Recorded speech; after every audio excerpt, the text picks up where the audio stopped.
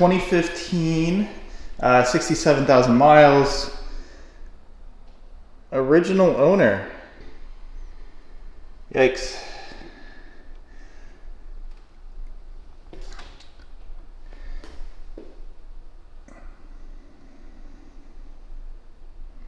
Yeah, this poor car. So a lot of car wash marks.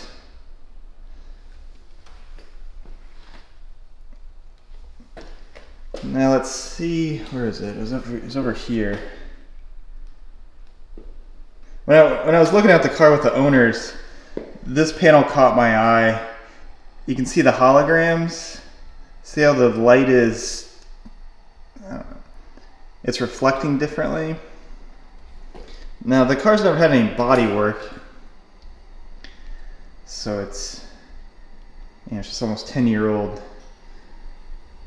Land Rover marks. Again, holograms are fine. It's not a big deal. I just pick on them because it's a easy indicator of what's happened before.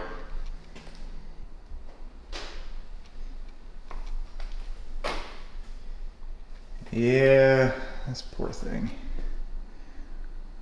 That was like gray. Yikes. We do have some deeper scratches back here. We're gonna try to clean those up. The paint's hammered, it needs a ton of work. The challenge I'm gonna have is I'm only doing a light paint correction, right? So a single step. I kind of went over this with John when we had his X5 here, in terms of like, what kind of job do you want? I said, sight unseen, it probably just needs a heavy correction, just given the age and, their behavior with or their track record with car washes. So the car absolutely needs a 2-3 stage good amount of polishing, but that's not what they're into. They just want to clean this thing up, keep it a while longer. So I need to find a combination that gives the best cut and still finishes down in that first step. This is one of these projects where I can bury myself in time if I don't watch it.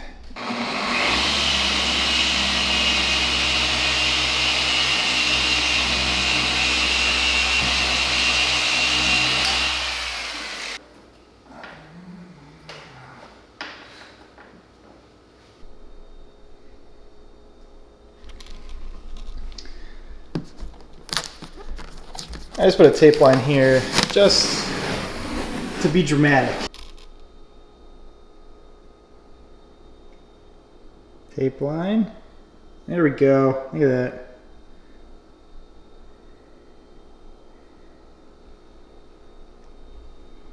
So polish down the door. Polish the back quarter panel. And those marks. There's a handful of, I think again, just claw marks from the dogs. Very superficial. Those came out easily. Look at that. That looks great. Now if you stand back, so the car's gonna look darker after this is all done.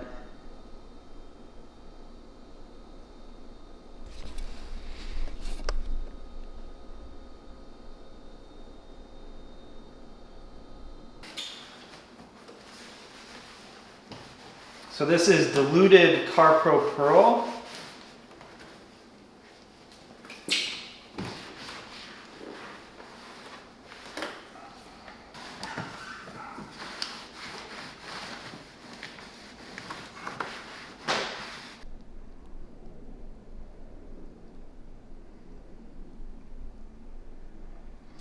I pressure washed this engine pretty good during the wash process. There were a lot of leaves and such. But dressing the engine allows me to get at the wiper cowl area and just get all the black plastic cleaned and dressed. Oops.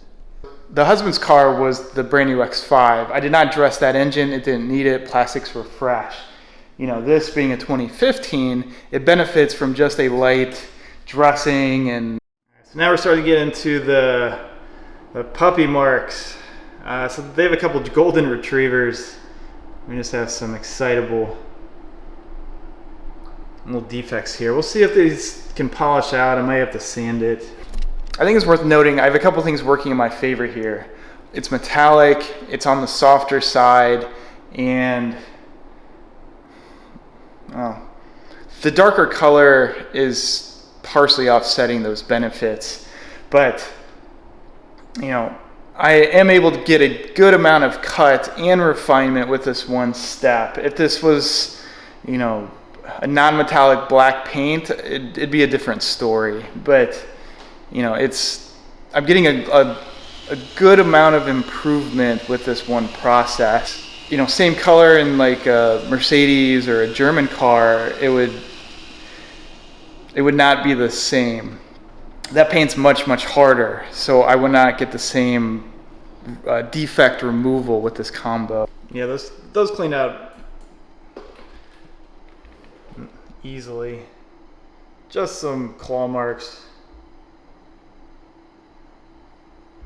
I like it.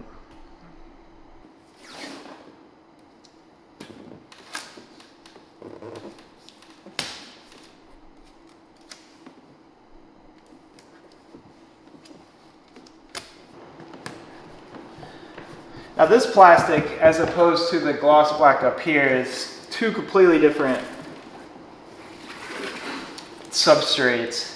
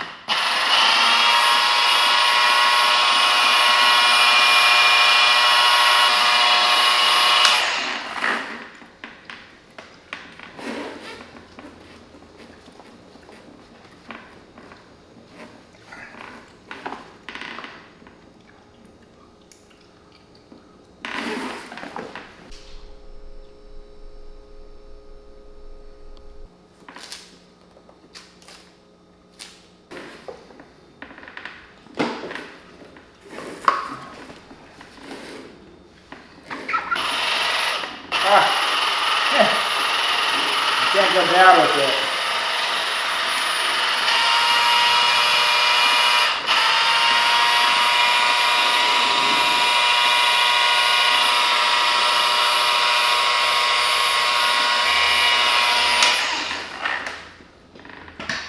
God, yeah. I'm forcing myself to use that machine. Yeah, I mean, it's effective.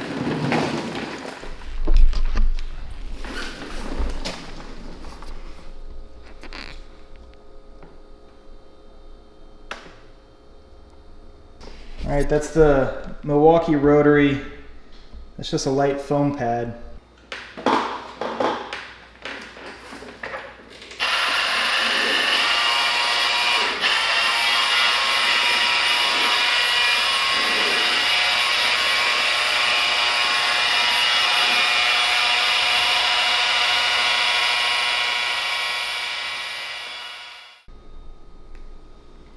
So this is a before,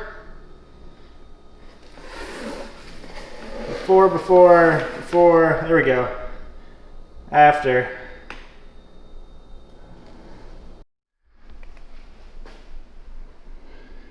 All right, I'm gonna take a break from the paint for a bit. I'll start working on these, on the black plastic. It's like Wolverine got a hold of this thing. Look at this, that's nuts.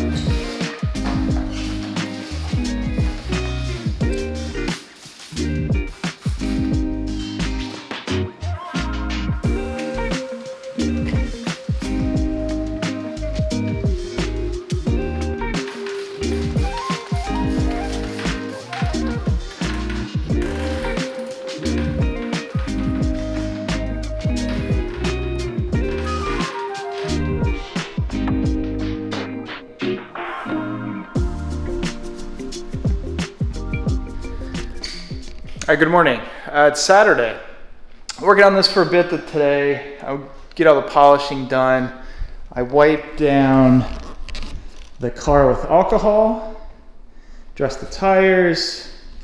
Let's see. It's about 9 o'clock, so I've been going since like 6:30.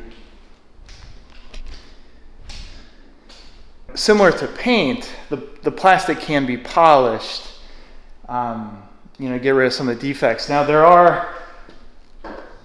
there's some good gouges in this stuff. I'm able to tackle a lot of the light scratches and make this thing really look better.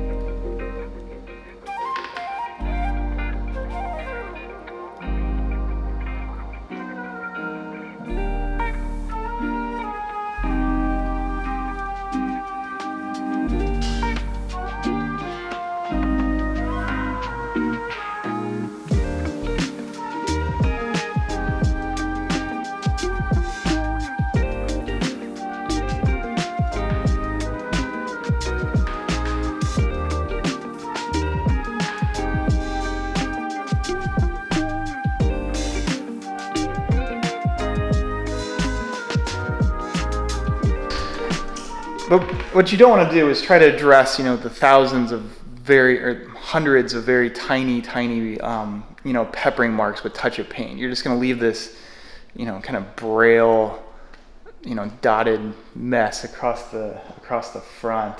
You can go through and, sand and reapply, and, it gets into a pretty tedious process at that point. We're not doing that here. We didn't sign up for that. But this thing's in really good shape. I mean, the wheels have, no curve. There's a very, just kissed it there. But otherwise, Jill has taken very good care of this car. Apart from the automatic car washes, we're gonna have to talk about that. I already gave her husband the, kind of lecture on, why to avoid that. Hopefully we can, they can do the same with this. Okay, we're gonna let that dry, and then I think it's ceramic time. I wanna get the ceramic on.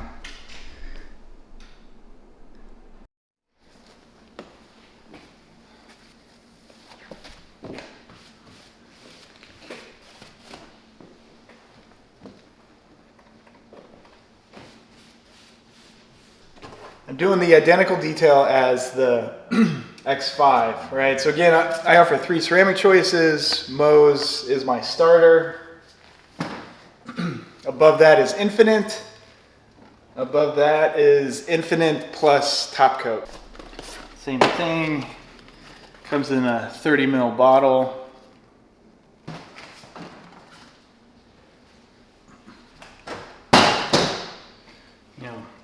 Brand new towels. They've been washed. I washed them once. There was a question on a prior video. Somebody asked. Someone made the assumption that I was doing some editing when I showed me doing the full hood in one shot. Now, depending on the ceramic, depending on ambient temperatures, it'll determine how big of a panel you can do in one shot. But for me and my setup, especially the winter, like it's, what's the temperature? It's 41 degrees outside. I have the mini split at 68.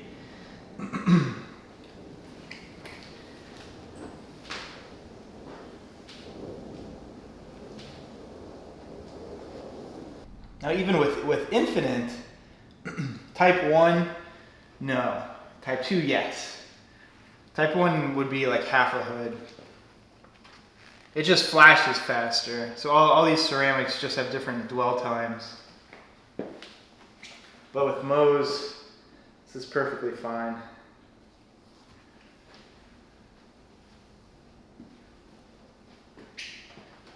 You don't need this crosshatch nonsense. Dark colored car, it's easy to see it. So it's just get it on, get it off.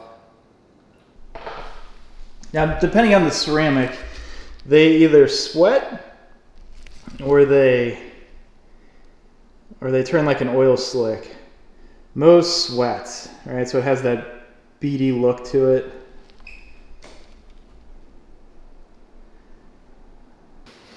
So after a couple minutes, do the full panel, you wipe it off.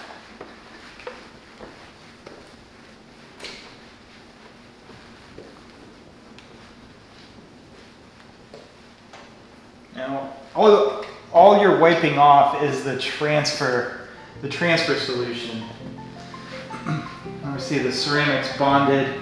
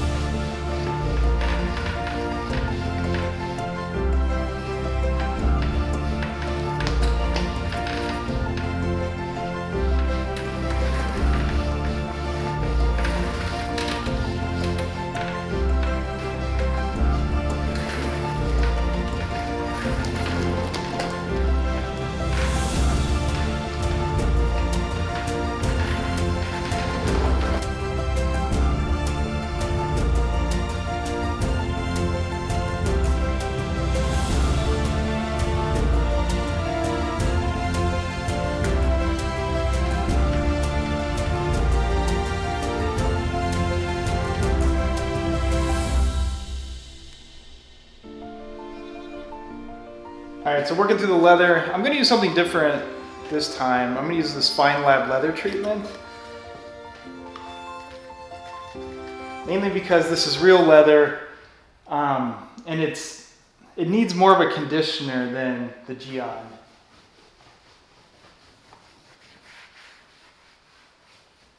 The application's the same. Plus this stuff smells like a baseball glove. It smells really good.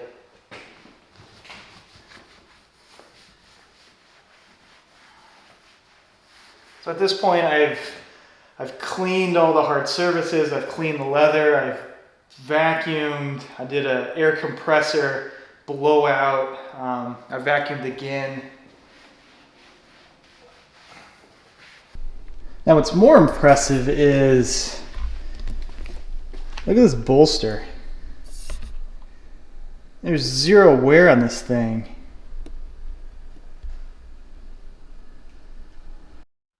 I'm gonna put a battery tender on it.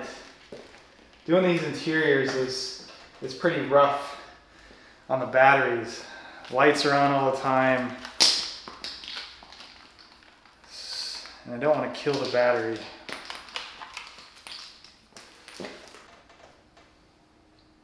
There's a ground right here.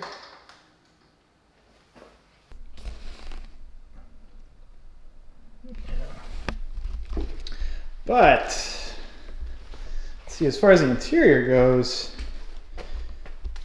I mean, it's in really good shape.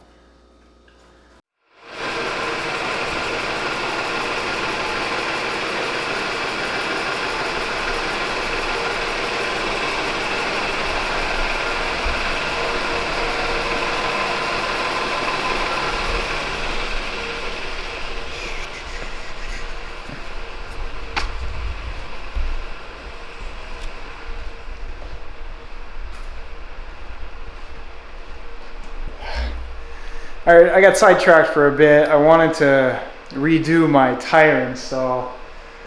I put this thing up like 2 weeks ago and it was too close to the ceiling. I don't know what I did wrong, but I moved it down.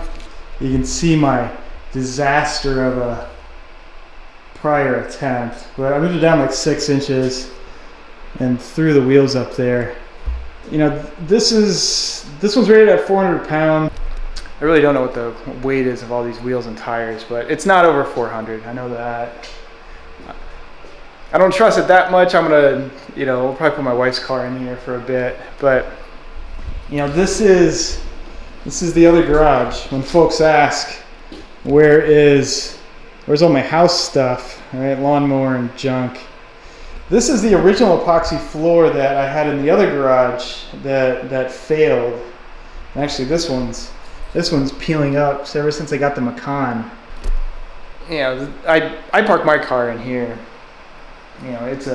It's really helpful to have this extra space. But I'm glad the wheels are up. I have the Range Rover just running. I pulled it off the trickle charger.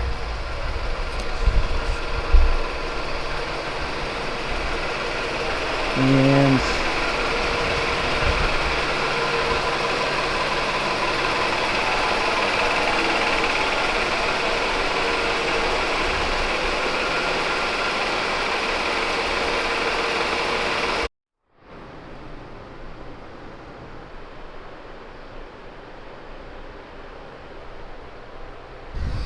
all right, all done, basically done. It's Saturday, it's like 8 o'clock. Long day. I did get my tire thing installed, so I'm happy with that. But message the owner, they'll come pick this thing up tomorrow, and that'll be a wrap. So I'm done for the month. Pick this back up in February.